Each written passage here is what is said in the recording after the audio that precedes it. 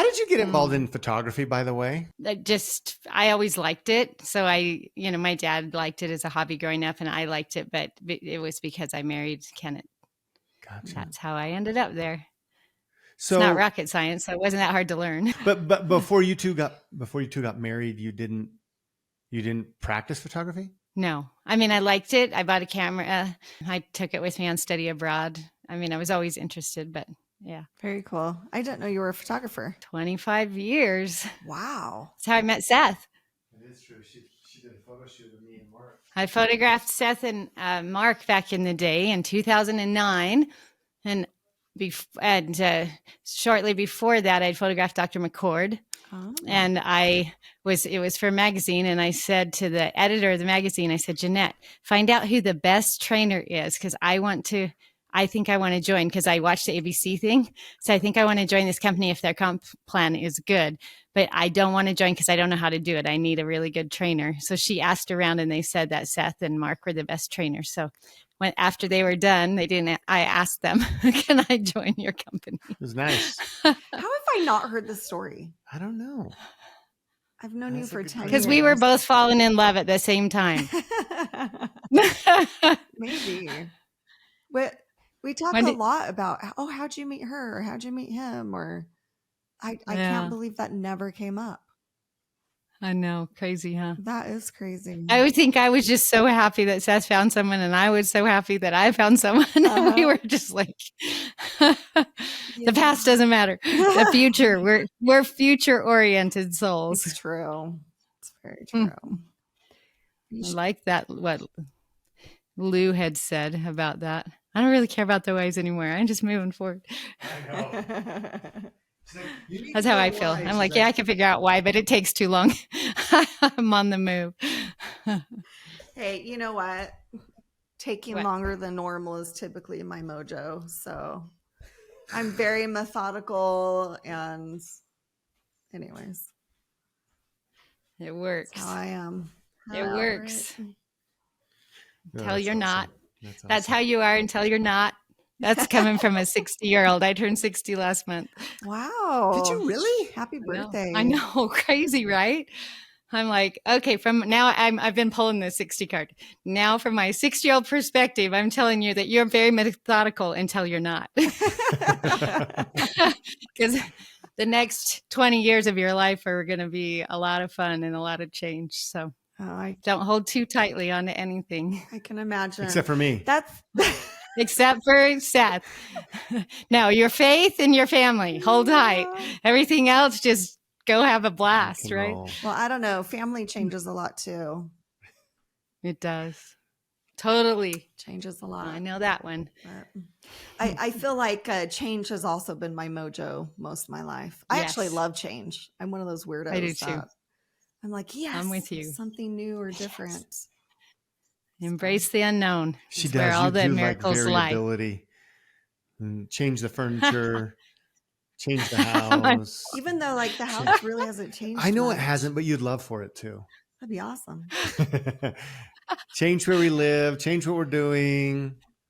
Yeah, I mean, you can do the change thing. I don't know. I love where we live. Good.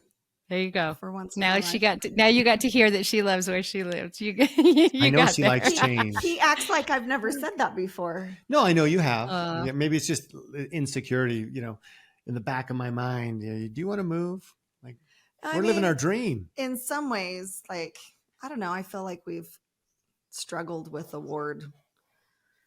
That's been hard, but I don't know that. I mean, we're going to move somewhere and it's going to be like so much better. It could be. I mean, if God wants us to move, then yes, it could be better. But I think there's if not, the better will come. Everything around you gets better all the time. In the time I've known you, it's only gotten better. So the ward can do that too. That's right. It's true. And everything's expanding. I was just telling my father-in-law, I think it was yesterday, I was like, if you only knew like who I was even 15 years ago, you would be blown away. Like, I'm a totally different woman. It's cool, right? It is. It's the evolution. Yeah. When you put yourself in God's hands, you can only go up, right? Only get better. That's right. Just expanding. Yeah, but that's life. That's what we came for. Yeah. Signed up for this. We did. did. Jump for joy even. Exactly. We were excited to come. Exactly. I have to remind myself of that often. I was like, I was excited for this, even if it's a challenge. I should write that on the wall. I was excited for this. Yeah. I like jumped for joy. I jump. Yes. And, Right. and the stars in the heavens rejoiced, or what does it say in New Testament? Yeah. I think you just say good. I mean, you could say that too, but good. Hey, you're driving down the road and your transmission goes out, your engine goes out. Good. There's something I'm going to learn from this, right? Yeah. It's the next thing. Something happens to you, something falls onto you. Good. I'm going to see how I handle this and what comes from this, right? You're not like I can have a positive mindset and not say good. Good. Well, I'm going to work on that. Good. We don't know yet, right? You don't know, though. That old Chinese proverb, you don't know. You don't know what's good or what's bad until you're farther down the road and can look back. And even then, who knows, So living in that uncertainty, it's a beautiful thing. In your life, many times what tasted bad ended up being something that led to the ultimate good. Right. Would you agree with that? I don't know. But that's who God is, right?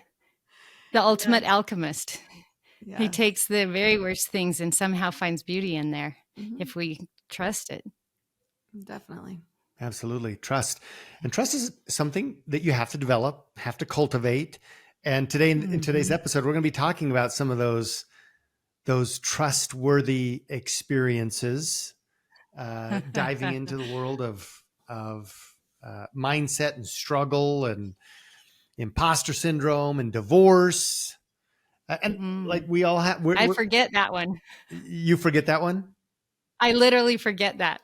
I have to remind myself that happened to me. I literally never bought into it and it never became part of who I am. So sometimes I have to go, oh yeah, that happened to me.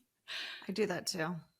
I remember the first time that it really happened to me when I was going through the divorce and I lived with my parents, and I moved back into my old ward from when I was, in Young Women's, and I still had Young Women leaders in there and all kinds of people. And I was really nervous to move back in just because my ex was also in our stake. And so a lot of people really, like his dad and my dad were on the high council together. And so they were very well known, and they had actually lived there longer than my family had. I think even before my ex was born. And so I was super nervous about that, but it ended up being really good. And one time I was with my mom and we walked into Costco, and I saw one of my old Young Women leaders, and she was like, oh my goodness, it's so good to see you. And then she just saying a few things. She's like, so how's marriage going? And like all this. And I could feel my mom's tension, and she stepped in and was like, well, actually Stephanie's going through a divorce. And you could see that, the old Young Woman leader, she was like, oh, I'm so sorry, and I was sitting there thinking, are they talking about me? What? Oh, wait, that's right. I am going through a divorce, just because at that time, I felt very carried. And then, here and there, I'm like, oh yeah, I was married before, wasn't I? I'm glad you all had such a great experience. I know. Because my husband did not have that experience through his divorce. It was very traumatic. Mine was too, but there were times where I felt carried. But remember, you're supposed to say, oh, good.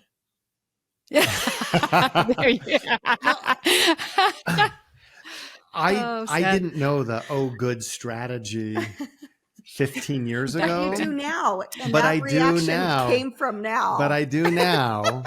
Oh, good. I can learn from your experiences. It was just interesting because, I experienced it very differently. And your husband, MaryLyn, Larry, it sounds like it was difficult, right? I didn't have that experience where I thought, wait, I went through a divorce? No, I was being drugged. I feel like I was tied up behind a horse and being drugged through the Arizona desert. There are a lot of cactus out there. Right. Yeah. Yes. I remember that. So it's just interesting how we have those different experiences. How awesome it was that you were in a place where it didn't define you. Mhm. Right. Yeah. Well, Well, I and mean, I think, go ahead. oh, it's okay. Go ahead. No, no, no. I'm trying to remember what I was even.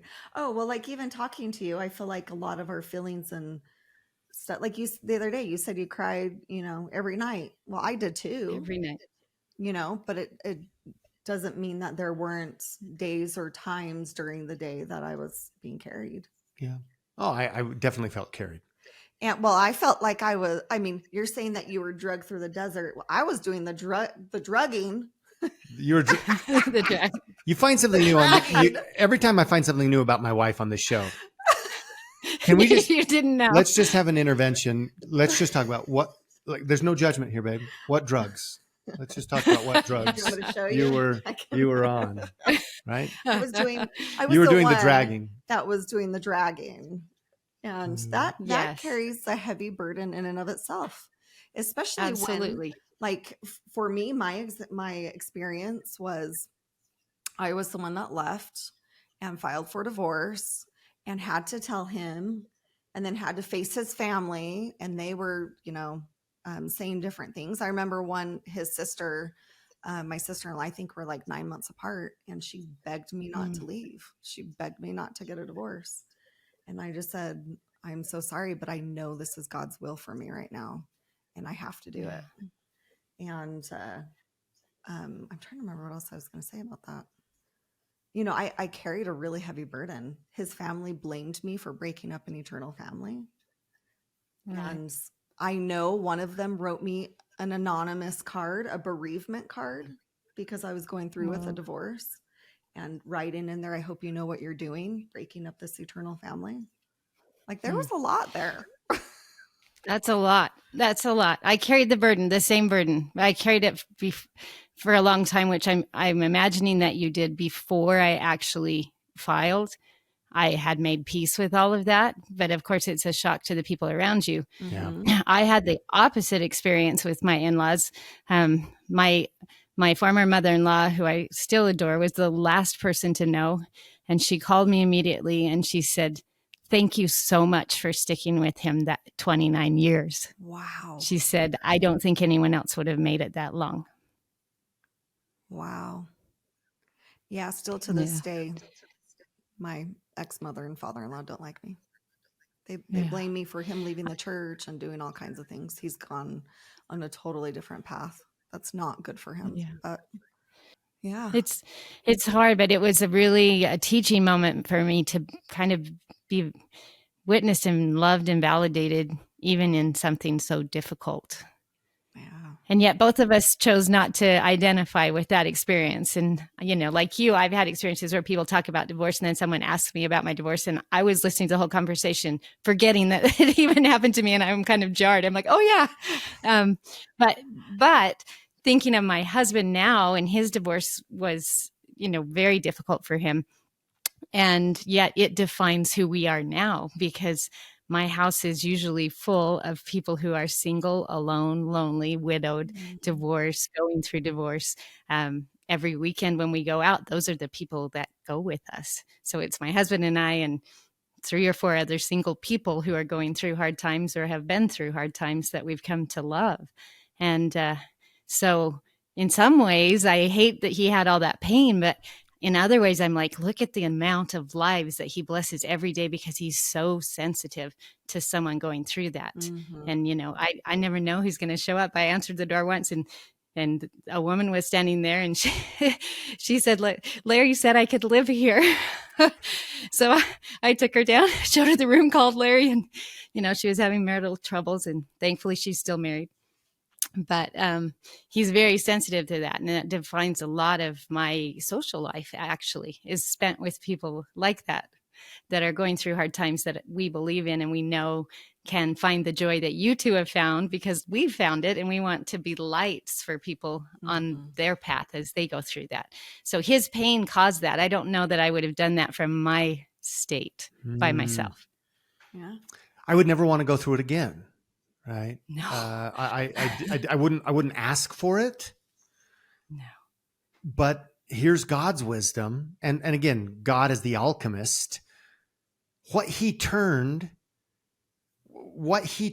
that brokenness into is something complete and whole. And you talk about Larry and the sensitivity he has for people and the love and the understanding and the empathy born from Yeah. experience. And I have Exactly. this belief that no matter what you've been through, and we're talking about divorce, but we could put other words in there: death, depression, Yep. there are a whole bunch of other words that could go in there. Abuse, right?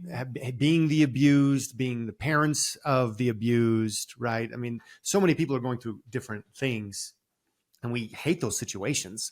Like, and we often find ourselves pleading with God, like, well, sometimes we get into that little kid syndrome. Why? Why is this happening? Well, what do you want me to learn from this? Where do I go? Good. Now God can teach me something new. But Yeah, I think that's what I But the do. practice of that. Instead of saying good, I just say, okay, God, what am I supposed to learn? exactly. That works too, right? That is so mature, way beyond how I am some days. Yeah, we have our moments. Yeah. The Right?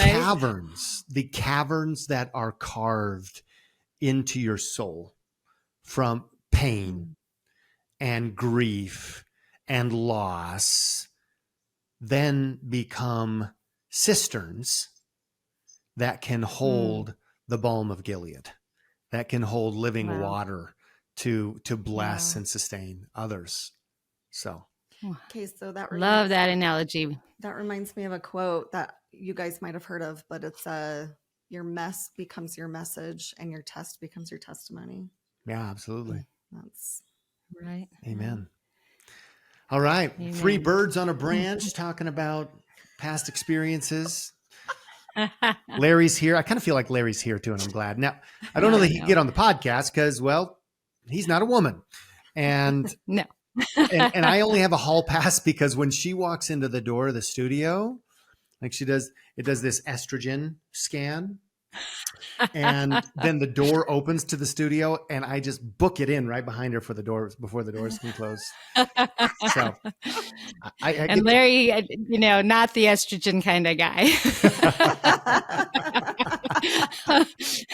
He's out there in the desert with the cattle. I love it.